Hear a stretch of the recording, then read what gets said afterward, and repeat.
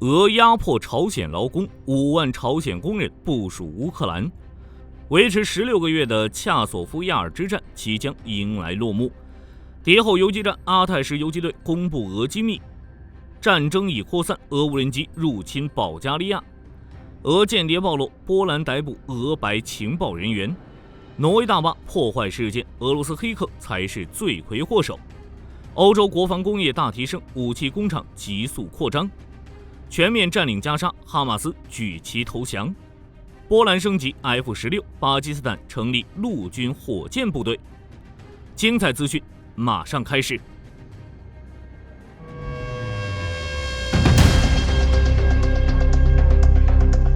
普京最近很忙，不仅要与特朗普会面，还要与其他国家的领导人频繁通话，比如部分金砖成员国以及与莫斯科保持良好关系的原苏联加盟国，现在还多了一个朝鲜。根据朝中社报道，普京最近跟金正恩打了一个电话，通话内容就是庆祝朝鲜摆脱殖民80周年，顺带夸一夸朝鲜对俄罗斯提供的支持很不错。最后聊了聊美俄会晤的事情。金正恩很开心，感谢普京对朝鲜军人的认可，表示以后有事打电话，咱们现在是战略合作伙伴，能办的一定办。在这种热情友好的氛围中，双方结束了通话。表面上看，俄朝一副你好我也好的样子，但实际上俄罗斯却在无限制压榨朝鲜劳工，人数将达到5万人。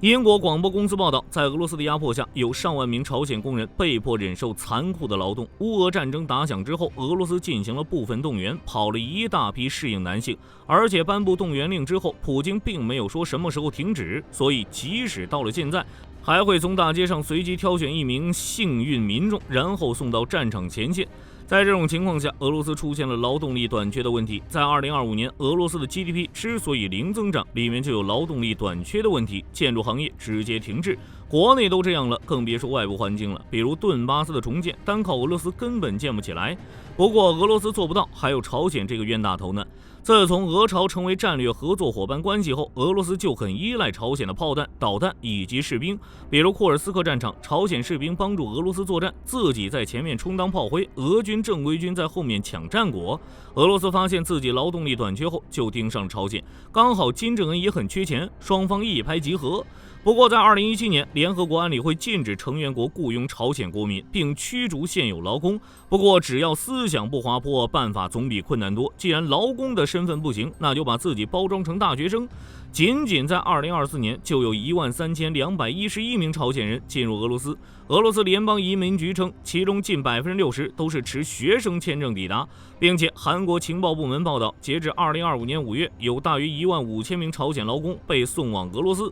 英国广播公司采访了几名逃脱的工人，揭露了俄罗斯的真实面目。这些劳工进入俄罗斯之后，就会被安排到顿巴斯，遭受的都是非人待遇，住在拥挤肮脏的房屋，工作则是建造高层公寓、学校和购物中心。早上6点上班，凌晨结束，每天工作18个小时。如果白天有人睡着或休息，直接就是拳打脚踢。即使如此，得到的收入却微乎其微。在国外工作的朝鲜国民必须向政府提供70%的工资，在俄罗斯工作的朝鲜工人甚至要支付90%，不给，那你就是不忠诚，直接拉出去炮决。这些钱都被朝鲜拿来建造大规模杀伤武器以及弹道导弹。韩国国家安全战略研究所报告称，2017年至2023年，从这些海外劳动力中，朝鲜大概赚了17.5亿美元，这就导致那些朝鲜劳工的工资很低，大概每月100美元到200美元。更惨的是，这钱还不是立刻发的，在工作开始之前，俄罗斯会与朝鲜劳工签署为期3年的合同，在合同到期之前，工人不能返回朝鲜。为了防止这些人逃跑，工资都是记账，等回到朝鲜后才发。这种条件并不会对外透露，所以在朝鲜这边还有很多人前往俄罗斯，希望获得比国内更多的收入。只可惜低工资和高强度的劳动才是现实。在发现被骗之后，也有朝鲜工人通过秘密电话找外援，试图逃离这里，但难度越来越高，每年只有大约10人可以逃离。如果朝鲜工人自己不报名，那金正恩就要点名了，点到谁去。目前朝鲜正在考虑向俄罗斯派遣25000名工人进行无人机生产和运营培训。乌克兰军事情报局副局长瓦迪姆斯基比茨基表示，俄罗斯计划在2025年生产79000架见证者无人机，劳动力明显不够，朝鲜就成了那个冤大头。英国广播公司预测，朝鲜劳工的人数最终会达到5万人。为了保证运输，俄罗斯和朝鲜扩大了过境连接，比如恢复铁路连接、客运列车以及直飞航空旅行，还有建设新的公路桥。无论是对俄罗斯还是对朝鲜来说，这都是好事。朝鲜劳工在顿巴斯建立普京的帝国，还能为金正恩的核梦想提供资金。唯一受苦的就是朝鲜工人，即使战争结束，这种模式或许也会持续下去。战场之上，恰索夫亚尔之战即将落幕，但并非俄罗斯所说的全面占领。7月31日，俄罗斯国防部宣布，南方集群已经完全控制了恰索夫亚尔，但实际并非如此。乌克兰国防军依旧在西部郊区坚守阵地。俄罗斯所说的全面占领，仅仅是故意制造舆论。来自乌克兰的消息称，俄罗斯以小型步兵群渗透乌克兰阵地，并在后方竖起他们的旗帜，然后就拍视频，宣称我们已经全面占领恰索夫亚尔。这些士兵的任务就是插旗，结果也可想而知，插完旗就挂了。俄军很早就开始这样干了，但这并不能改变前线的整体作战形势。就结果来看，恰索夫亚尔依旧存在乌军阵地，那么接下来的局势会如何发展？纵观恰索夫亚尔之战，大概可以分为4个阶段。第一阶段就是2024年4月至2024年7月，2024年2月，俄军占领阿夫迪夫卡后，将战略重心转向恰索夫亚尔。该市地处制高点，在拿下之后，俄军就可以向顿涅茨克州纵深推进，比如康斯坦丁尼夫卡、克拉马托尔斯克和斯拉维扬斯克，位置相当重要。于是，在2024年4月4日，俄军对恰索夫亚尔发起了大规模的机械化攻击，使用火炮、滑翔炸弹对乌军阵地进行饱和式打击，希望凭借优势火力和兵力快速突破。当时，俄军的目标是5月9日之前占领恰索夫亚尔。结果很明显，俄罗斯失败了。恰索夫亚尔地势偏高，周边还有西维尔斯基、顿涅茨、顿巴斯运河。乌军将其作为第一道防线，并且自2014年以来，乌军就在恰索夫亚尔构筑了防御工事体系，包括混凝土掩体、战壕和雷区。为了保证战力，乌军还在这部署了第93机械化旅等精锐部队，使用 FPV 无人机精确打击俄军的突击小组、装甲车辆、后勤补给等。在这一阶段，俄军没能快速实现目标，双方进入消耗战。第二阶段就是2024年7月至2024年11月，乌俄双方的战斗集中在运河沿线，俄军试图从多个地点强渡运河，乌军摧毁了所有横跨运河的桥梁，阻止俄军装甲部队快速通过，并使用火炮和无人机对渡河点进行严密封锁，双方展开了极其残酷的拉锯战。2024年11月下旬，在付出惨重代价后，俄军突击分队在多个地点成功渡过运河，并在西岸建立了小型不稳定的桥头堡，打破了乌军以运河为天线的防御格局，将战火烧入了恰索夫亚尔的主城区，战争进入第3阶段。2024年12月至2025年5月，战斗变成城市巷战，俄军采取了在巴赫穆特的战术，以小股渗透、逐步蚕食的方向向前推进。随着春季来临，俄军加强了攻势，从南北两翼同时施压，试图切断乌军的补给线。乌军利用熟悉的城市环境与俄军周旋，狙击手、反坦克小组和无人机操作员隐藏在废墟中，给俄军造成了持续的伤亡。在无法坚守的区域，乌军会进行战术性后撤，以空间换取时间，并在俄军立足未稳时发动小规模反击，夺回关键位置。只可惜，在2025年5月，俄军在南北两翼的推进取得进展，城内乌军的补给状况变得困难。最后则是第4阶段，2025年6月至2025年8月，在补给日益枯竭的情况下，乌军防御开始出现松动，俄军进行快速推进，但乌军并未放弃，仍在城市西郊的阵地进行抵抗。经过长达16个月的战斗，俄军以惨重的代价夺取了恰索夫亚尔的大部分地区。对乌克兰而言，虽然没能将俄军赶出阵地，但也消耗了俄军大量的有生力量，为后方防线的巩固争取了宝贵的时间。恰索夫亚尔满地废墟的场景并非失败，而是乌克兰士兵的徽章。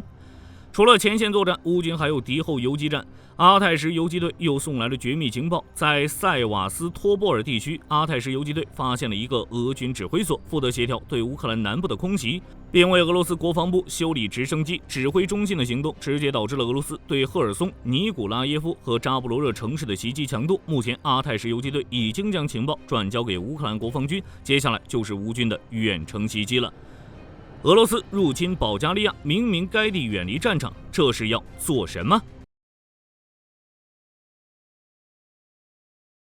根据保加利亚国防部报道，在索佐波尔的哈马尼海滩发现了一架无人机。保加利亚海军并没有具体说明无人机型号，仅表示机翼断裂、损坏和机身状况说明。这架无人机已经在水中待了几个月。根据公布的照片来看，这是俄罗斯的海雕10，属于俄军在战场应用最广泛的侦察无人机。保加利亚明明远离战场，为什么俄军无人机会出现在这里？如果让俄罗斯来回答，那肯定是在海面上飘上来的。但结合俄军无人机入侵立陶宛以及罗马尼亚起飞 F-16拦截俄无人机来看，俄罗斯这是在探查北约部署，试探北约的态度，很可能要与北约动手。乌克兰军事情报局副局长瓦蒂姆斯基比茨基表示，俄罗斯每月招募的士兵都超出目标。克里姆林宫计划在2025年招募34.3万人，并且已经实现了该目标的60%以上，并打算将目标提高至少15%至17%。而美国和欧盟情报部门的数据显示，俄军目前每月招募3万人至4万人，足以抵消俄罗斯在前线的损失。不过，让火力军来说，招募那么多人可不止抵消损失了，还能进行扩编，准备更大的冲突。乌俄战场之外，间谍网络战的情况愈发频繁，乌军逮捕间谍，波兰也发现了6名俄白情报人员。在乌克兰武装部队总司令的协助下，乌克兰安全局逮捕了多名藏在乌克兰的俄罗斯特工，其中甚至包含一名神父，专门寻找亲俄居民，为俄罗斯入侵行为辩护，并利用身份动员了一名男子加入俄军。除此之外，在俄罗斯特种部队的指示下，特工传输了乌军在扎波罗热方向的部署、人数和武器装备的数据，现在已经被逮捕。在欧洲地区，波兰指控6人与俄罗斯和白俄罗斯情报有关。由于北约援乌的武器都要经过波兰，于是波兰就成了俄罗斯特种部队的目标。这些人就负责执行破坏任务，包括但不限于格但斯克仓库纵火未遂、格丁尼亚纵火案等，通过破坏行为引发社会动荡。挪威情报部门报道，在2025年春季，亲俄黑客攻击了挪威一座大坝的网络犯罪分子夺取了系统的控制权，迫使闸门保持打开4个小时。在工作人员检测到违规并进行干预之前，释放了大量的水。就战场情况来说，间谍网络战行为已经越来越频繁，乌军要小心这一点。在欧洲这边，国防工业大提升，武器工厂正在以一种前所未有的速度扩张。英国金融时报报道，乌俄战争爆发以来，军火公司增加了超过700万平方米的工厂，军火工业的建设速度已经达到和平时期的3倍。欧洲 Sentinel-1卫星观察数据显示，约1/3的弹药和导弹生产相关场地出现扩建或施工的迹象。最大的项目之一就是莱茵金属公司和匈牙利 N7的合资企业。2024年7月，该公司在瓦尔帕洛塔建设了弹药工厂，为 KF-41生产30毫米子弹，未来还将生产155毫米炮弹。欧盟国防专员安德利乌斯·库比柳斯则表示，欧洲的年弹药生产能力已从战前的30万发增长到200万发。仅莱茵金属公司就计划到2027年将155毫米炮弹产量提升至110万发。当地时间8月13日，在波兰中部彼得戈什第2军事航空工厂，波兰与美国签署协议，将对波兰空军现役 F-16进行升级。总理兼国防部长梅什出席仪式。根据协议，波兰将斥资38亿美元，将空军现役的48架 F-16CD 布劳克52加升级到布劳克7072标准。卡梅什表示，升级后的 F-16将增强侦察能力，并提升与 F-35等已订购装备的协同作战能力。根据报道，在2024年10月，美国国防安全合作局宣布，美国国务院批准对波兰空军的 F-16战机进行中期升级，升级重点是为波兰 F-16战机换装 AN/APG-83 有源电子扫描阵列雷达，还将对航电系统升级，包括惯性导航系统、敌我识别系统以及无线电等。8月13日，日本共同社援引多名政府相关人士消息称，为了提升陆海空自卫队的攻击侦察能力，日本计划在国内建立生产无人机的体系，从而为自卫队快速部署无人机。在2025年4月，日本防卫省已经成立了探索未来作战方式的小组。有官员表示，大方针是数量优于质量，计划从国际市场采购相对低价的无人机，比如在乌俄战场广泛使用的土耳其无人机等。根据报道，依据2022年出台的防卫力量整备计划，日本认为无人机有着天然优势，可以在控制人员伤亡的前提下执行各类任务。为此，日本在规划2025年度预算时，编列415亿日元，采用美国 MQ-9B 无人机来加强海上监视能力，并列入32亿日元用于采购小型攻击无人机。此外，报道还表示，自卫队还计划引进攻击型无人机，配备约300架自杀式无人机。如果有需要的话，火力军建议日本向乌克兰学习，不仅无人机更好用，战术也将迎来升级。德国的量子系统公司为乌克兰生产了一款新型 FPV 无人机，名为斯巴达，属于一种无人机母舰，能将攻击无人机投送到200公里外的战舰深处，之后自己安全返回基地，形成了侦察打击闭环。当地时间8月13日，巴基斯坦庆祝独立78周年。在周年仪式上，巴基斯坦总理夏巴兹谢里夫宣布，为了增强国家防御能力，巴基斯坦成立新的陆军火箭军司令部，并表示新的火箭司令部将配备最先进的技术，进一步增强巴基斯坦的常规作战能力。有专家表示，长期以来，巴基斯坦在地区安全事务中面临许多挑战。新的陆军火箭司令部的成立将整合巴基斯坦陆军现有的导弹与火箭力量，优化指挥与作战体系，从而提高巴基斯坦在地区军事对抗中的地位。8月13日，联合国安理会发表媒体声明，拒绝接受苏丹快速支援部队7月宣布在控制地区内成立平行政府的行为。安理会表示，这种行为将直接威胁苏丹领土安政，会进一步加剧武装冲突。当务之急应该各方恢复谈判，以此达成永久停火。根据路透社报道，美国政府展示了一份 PPT， 披露了特朗普推动建造的金琼天基导弹防御系统的具体设计细节。相较于过去类似的防御系统，金琼的设计要更加复杂。根据最新消息显示，金琼防御系统将包含4层防御，一个是天基传感与目标瞄准层，用于导弹预警、追踪以及导弹防御；另有3个陆基防御层，包括导弹拦截器、雷达阵列，可能还会配备激光武器。根据计划，2028年美国将对金琼系统进行首次重大测试。按照特朗普的说法，金琼防御系统的预计造价达到1750亿美元，在7月通过的法案中已经为该项目拨款250亿美元。此外，特朗普在2026年总统预算申请中同样为其预留453亿美元。然而，根据美国国会预算办公室的报告显示，在整个研发计划中，仅天基拦截系统的研发与部署成本就可能超过5400亿美元，远超特朗普的预估成本。技术挑战同样是金琼面临的难关。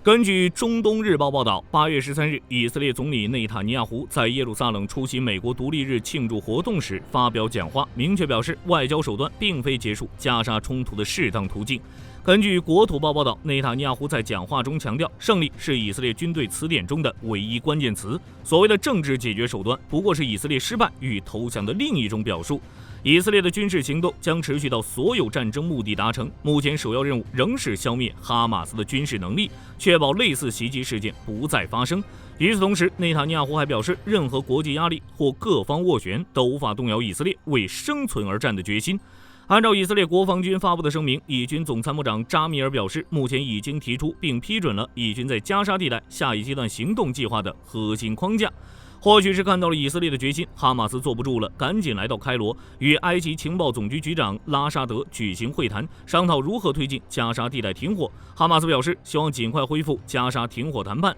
只能说这变脸速度挺快。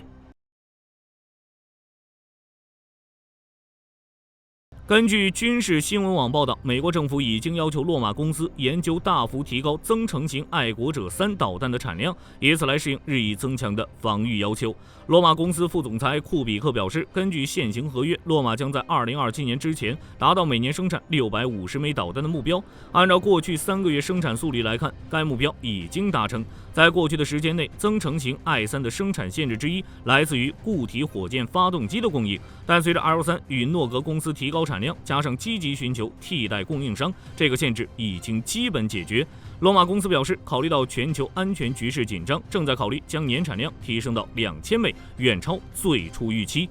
事实上，增程型 I3的产能提升是由实际作战环境所驱动。在过去的1年中，美国、以色列以及其他盟友正在大量使用这些导弹，以此来反制伊朗在中东地区发动的袭击。在2025年6月，萨德系统创下最大规模的拦截记录。好了，这期视频到这儿就结束了。各位觉得恰索夫亚尔的局势会如何发展？可以在视频下方留言，大家一起讨论。喜欢的话，不要忘记点点关注。我是火力军，下期见。好的，各位观众，今天给大家推荐一款 T 恤，不仅超有态度，还堪称性价比之王。首先，它超级轻，拿在手上轻飘飘，穿上身更是零负担，舒服到让你忘了它的存在。其次，面料具透气，就像会呼吸一样，就算在外面跑1天，也能保持干爽，彻底告别黏腻感。最关键的是，价格真的让我惊掉下巴，仅需很少的钱，你就能拥有这份清爽。质量和舒适度绝对远超这个价位，闭着眼入都不亏，多买几件换着穿也毫无压力。链接已经给你们上了，这种宝藏 T 恤手慢无，赶紧去抢。